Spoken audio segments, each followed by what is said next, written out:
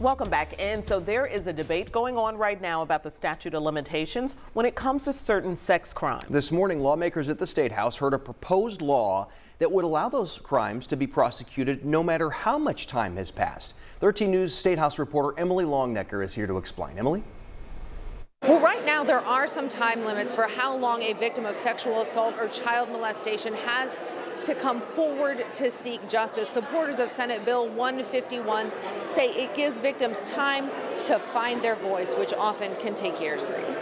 I am now stronger and up to the challenge to be the voice of others who are not ready. More than 20 years after Caressa Seichman says she was sexually assaulted on a high school class trip, she's found her voice speaking to lawmakers Tuesday in support of Senate Bill 151. We must allow victims the time to care for themselves in order to address trauma that they endured. Under the current law, victims of child molestation have until they're 31 to report the crime.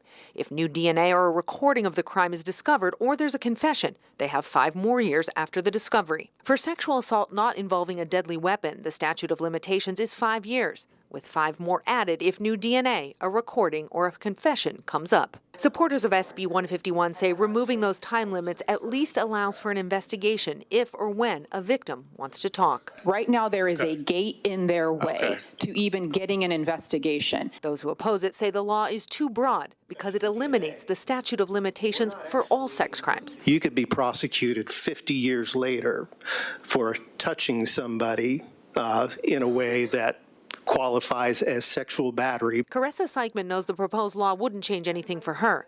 She's here to support a change for the survivors who will come after her. It's not a political issue. It's a human issue. It's the right thing to do. The committee didn't vote on Senate Bill 151 today, saying they needed more time to look at it because there was a lot to understand. A question they are asking right now there at the Statehouse: should students be allowed to have cell phones in Indiana classrooms? A bill that passed out of the Senate's Education and Career Development Committee could answer that question. Statehouse reporter Emily Longnecker is here with the latest on how this bill could impact your kids inside the classroom. Emily? Senate Bill 185 would restrict students from using wireless devices, not just cell phones, during instructional time. Those wireless devices would include cell phones, a tablet or laptop computer, or a gaming device. Under the bill, teachers could allow a student to use a wireless device for educational purposes during class. A student could also use a device during an emergency or to manage their health, like alerting them when it's time to take medicine or when their blood sugar is low. The discussion over banning phones in classrooms isn't new. Right now, there's a patchwork of similar policies across the state. This bill would set statewide guidelines. Under the bill, school districts would also be required to publish their wireless device policy on the district's website. Senate Bill 185 passed out of committee today by a vote of 12-0. It now heads to the full Senate for a second reading where more lawmakers can add amendments. A proposed law before state lawmakers could put cameras in certain classrooms to monitor some of the state's most vulnerable children. 13 News Statehouse reporter Emily Longnecker is here to tell us where they would be placed. Emily? The cameras would go in special education classrooms where students have severe disabilities. They would also go in rooms where special needs students are secluded or have time out. The bill's author said it was in response to incidents across the state. Multiple situations have come to light in Indiana regarding the safety of our special needs children in schools. One incident saw several teachers and aides fired and charged criminally after a special needs student in Brownsburg was forced to eat his own vomit last year. Cameras in a school cafeteria caught this situation as it unfolded. And I want you to consider, if these were your children or your grandchildren, would this be good enough for you to not have them protected? Parents of special needs children spoke in favor of cameras, saying they not only offer protection for students, but teachers too. Knowing their actions are being recorded can encourage educators to seek de-escalation strategies and alternative interventions before resorting to restrictive measures. Some educators wondered if cameras would really help. There is no way to ensure that these situations would only occur in the cherry-picked areas specified in current language. Others worried about how cameras would affect their ability to hire. If I'm a 20-year-old and I'm trying to decide what I want to teach, if I have the option of going into a classroom that's not recorded all the time versus one that's recorded all the time, why would I put myself in that scrutiny? If this bill becomes law, schools would be required to keep recordings for at least 60 days so a parent could view them if there was an incident. Teachers could request to watch the footage too. The bill passed out of committee by a vote of 8-2. If it becomes law, cameras would have to be in those classrooms by July 1st, 2025. Dozens of students across our state showed up at the Statehouse today with computers in hand. It was all part of their way to show Indiana lawmakers why they believe the choice of learning online should be one that's available for everyone. Our Matthew Foltz spoke with parents and advocates and shares the difference it's making. On the third floor of the Indiana Statehouse, outside of the Lieutenant Governor's office, these students aren't proposing new laws, they're learning virtually. They're in school. A lot of kids are doing their classes right now behind us, so you can do those lessons sometimes anywhere you need to, and that's a very different experience. Latricia Weber is a parent and advocate for online learning. Bringing awareness for School Choice Week.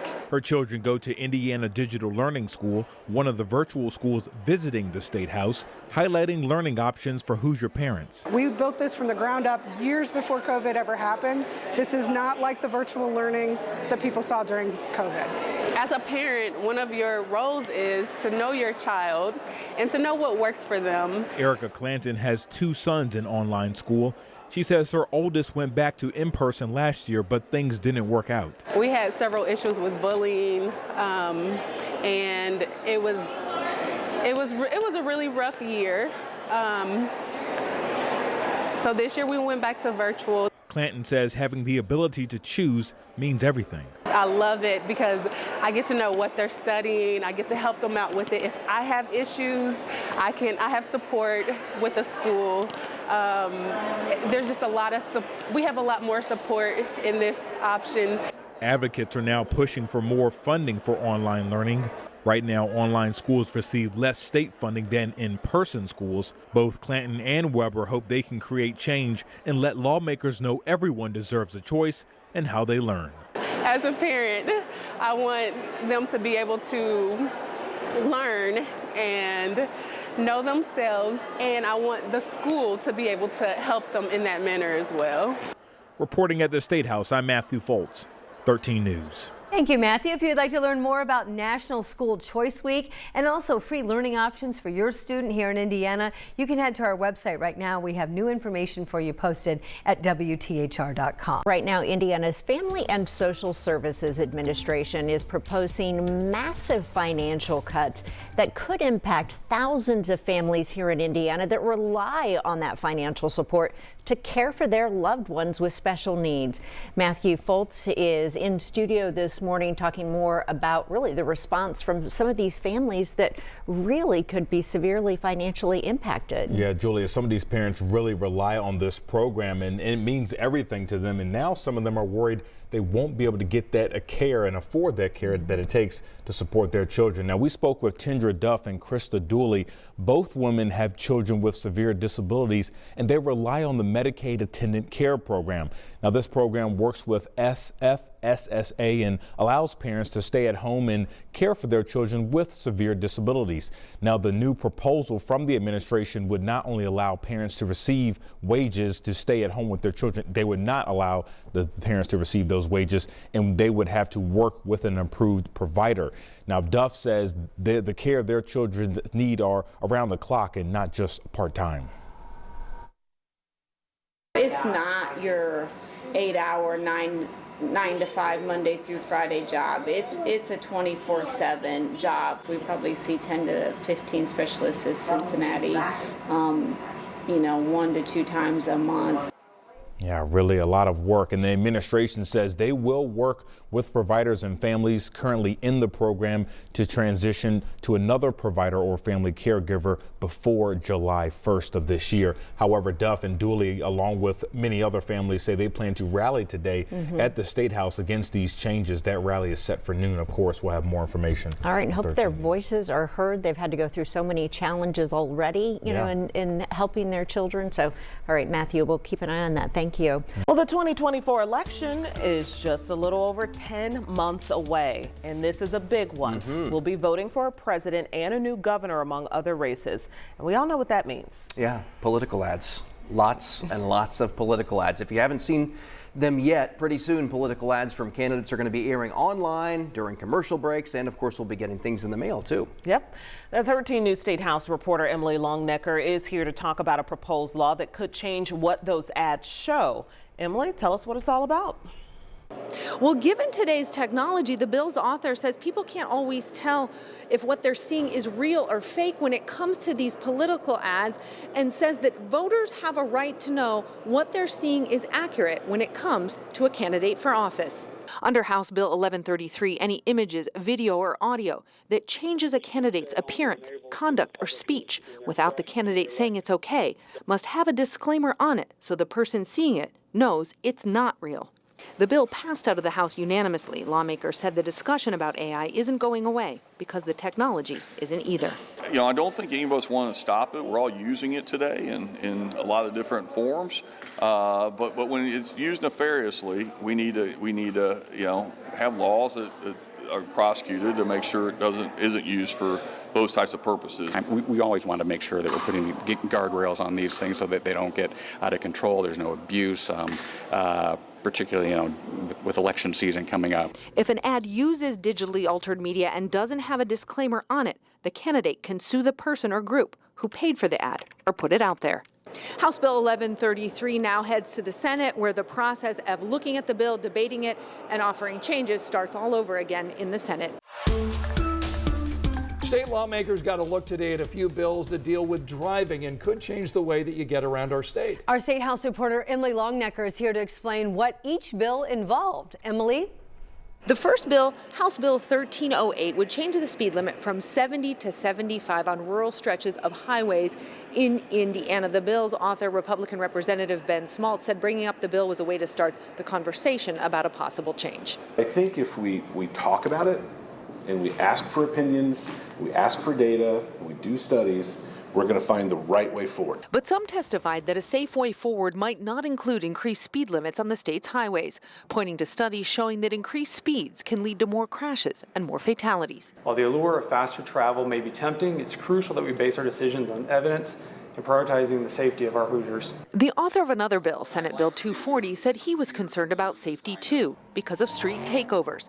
This past summer, IMPD saw several incidents where dozens of cars converged on one area, driving around in circles and blocking traffic. On one occasion, the street takeover was so significant that we had a female IMPD officer in the middle of this street takeover, virtually cut off from all of her colleagues and in a very dangerous situation. Senate Bill 240 defines spinning as driving around in circles and skidding on purpose. It increases penalties for spinning that endangers a person or blocks traffic. It also allows police to seize the vehicle of someone who is spinning and blocking traffic. Not everyone supported all parts of the bill. You out because it's going to be young people committing this offense. We're going to end up with some father who's letting his 17, 18, 19-year-old kid borrow the truck, whatever it might be. He's showing off for his friends, and next thing you know, the truck is gone and he can't go to work tomorrow. Lawmakers did not take action on either bill Tuesday. At the Indiana Statehouse, Emily Longnecker, 13 News. Thank you so much, Emily. Lawmakers are tackling a lot of issues at the State House right now. Yeah, that includes a bill that would change the statute of limitations on some sex crimes. And then there's another bill that would block Indigo's proposed blue line. You can read how businesses impacted by the blue line now are changing where they're throwing their support. That's online right now at WTHR.com. Several Irvington businesses are dropping their support for a bill that would stop Indigo's proposed blue line. This comes after weeks of tension on social media and also that heated hearing that we brought you at the State House last week. Marion County reporter Lauren Kostick shares why they changed their minds. In Irvington, there's been this divide between those who support the Blue Line project and those against it. But this week, we're starting to see a shift as more businesses jump on board with the transit idea. On Monday, a flood of social media posts. Businesses flipping their stance on Indigo's Blue Line. Many saying conversations with the community swayed their views, including Giacomo's Pizza, that wrote, "We have listened to many voices who believe Irvington and Indianapolis would be a better place with the Blue Line project as currently imagined." Just last week, many of these businesses were at the Statehouse supporting Senate Bill 52, which would halt the project, including the owner of Black Sheep Gifts. I feel that the designated bus lanes, especially through our historic neighborhood, is going to be a detriment not only to our businesses, but our community as a whole. Then on Monday, she released this statement saying, "I am now in the minority regarding shared lanes versus designated lanes. And as always, I stand with my community." Author of the bill, Republican Aaron Freeman, says he wants cars and buses to share the road. When asked about businesses backing away, he said, "I stand steadfast in my decision to oppose the implementation and construction of dedicated lanes." 13 News also asked Mayor Joe Hogsett about this ongoing debate. He said he's cautiously optimistic. We'll continue to keep an open mind, work with the legislators and their leadership, and hopefully get this session behind us. So far, this debate is far from over. We saw Senate Bill 52 pass out of committee last week, which means it's one step closer to becoming law. In Irvington, Lauren Kostick, 13 News. Thank you so much, Lauren. Now, this Blue Line would replace the existing Route 8 bus service with this rapid transit line. And this would be from west to east, 24 miles along Washington Street between Cumberland on the east side and the airport on the west side. The bill would also mean that Indigo would lose millions of dollars in federal funding. Over at the Statehouse, Indiana state senators have now heard a bill that could put the future of Indigo's Blue Line in question. And that led to debate about the bill and some changes. Emily Longnecker is here to tell us how it worked. Emily? Yeah, this bill generated a lot of discussion even before this legislative session began. Senate Bill 52 would ban traffic lanes from being used in the future for only buses. The bill's author made a change to this bill today that had nothing to do with bus lanes. Instead, it had to do with no turn on red signs the city of Indianapolis put up last summer. Signs another bill written by Senator Aaron Freeman would force Indy to take down. Last session, the legislature passed a law prohibiting Indianapolis from passing an ordinance that would allow for more no turn on red signs to go up. But a month before that law went into effect, Indianapolis passed an ordinance that led to dozens of no turn on red signs going up across the city last August. Thursday, Freeman offered a change to his bus lane bill that would allow those signs to stay up, along with any other no turn on red signs installed before March 31st of this year. After that, Senator Freeman is calling for no more no turn on red signs in Indy until July 2025, giving a task force time to study that issue. That is a compromise between me and the city of Indianapolis. So what about the part of Senate Bill 52 that bans future dedicated lanes for buses, like the ones that are part of the proposed Blue Line? That part of the bill is staying put. We should not do dedicated lanes. We should only do shared lanes. Indigo has said to change the Blue Line project now to shared lanes would put hundreds of millions of dollars in federal funding for the project at risk. Senator Fatty Cadora called a ban on dedicated lanes bad public policy. It interferes with local government, and that shouldn't be our job to go micromanage shared lanes versus dedicated lanes in our local communities. Senator Freeman believes dedicated lanes would slow the traffic flow along Washington Street, where the Blue Line would be built. But I think it's ironic that we have somebody actually try to control this project, and it doesn't even affect his district. Opponents of Freeman's bill, like Senate Minority Leader Greg Taylor and some who live along Washington Street, say traffic needs to slow down to make pedestrians in the area safer. The Senate still has to vote on whether to send Senate Bill 52 over to the House today. House Speaker Todd Houston said if the bill makes it over there, they would certainly discuss it. But he said he'd also like to see this dedicated lanes issue part of a bigger discussion on road funding in the budget session in 2025. Well, last year, the city of Indianapolis passed an ordinance banning the sale of dogs, cats, and bunnies at pet stores. And now a proposed law could overturn that ban when it comes to the sale of puppies. 13 News Statehouse reporter Emily Longnecker is at the Statehouse on this Monday night with the latest developments on this. Emily? It's not just Indianapolis that has one of these bans in place. Carmel passed one a few years ago. West Lafayette passed one this past November. This bill would erase those bans, and the possibility of that happening led to a debate this morning on home rule. We have a lot of people to testify this morning. The bill's author calls House Bill 1412 an anti-puppy mill bill. It represents a pivotal moment in Indiana, signaling our commitment to responsible dog breeding and ensuring the humane treatment of animals in a retail setting. Under the bill, if pet stores want to sell puppies they get from a commercial breeder, that breeder would have to be canine care certified. That means breeders that follow a standard of care for animals created by Purdue University. This is increasing standards across the state. I mean, this is going to make Indiana the best place to buy a puppy. Lori Wilson owns Uncle Bill's Pet Centers, which sells puppies at 6 locations across the state. By May 2025, though, Wilson's 2 Marion County stores won't be able to sell puppies after the Indianapolis City County Council last year passed a ban on puppy sales. The ordinance still allows pet stores to sell animals they get from animal care services or rescue organizations.